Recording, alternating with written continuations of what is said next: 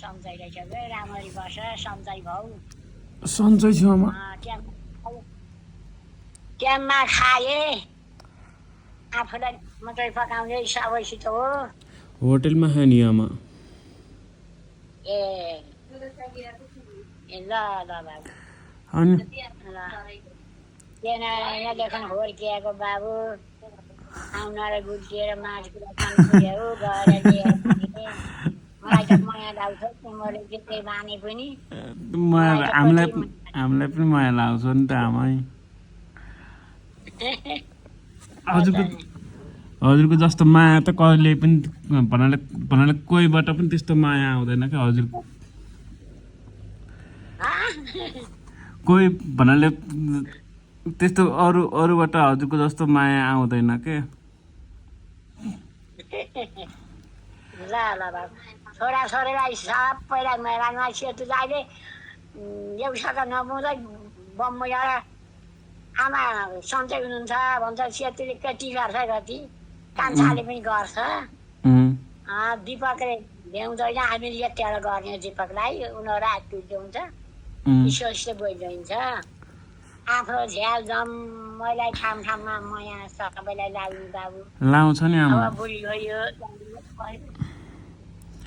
हजुरले पनि हामीहरूलाई माया गर्नुहुन्छ हामी सबैले पनि तपाईँलाई माया गर्छौँ कि त्यो माया भन्ने कुरा टाढा भए पनि लाग्छ नबोली पनि लाग्छ ड्राइभरको बिहा त देख्ने बाबु ठुलोआका छोराहरूका त सबैको देख्ने रमाइलो भयो अब तिमीहरूको त क्यारिन्छ कहिले आउँछौ क्या छौ अब अर्को वर्ष आउने हो अर्को वर्ष आएर बिहा गर्ने हो देख्नुहुन्छ बाँचेर त देखिरा त देखिन्छ बुढे किन नदेखिने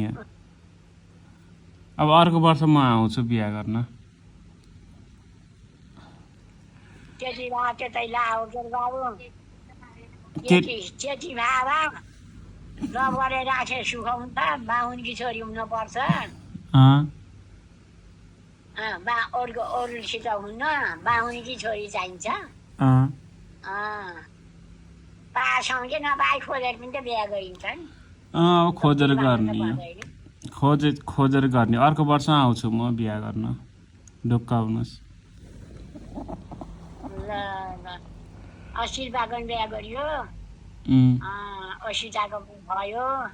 सापकोटे पिर्चियाको पनि भयो 3 टिका भए अब तिमीहरूको ल ल ठुलियामा पनि आइछन् ठुलियामा म आएको क्या यहाँ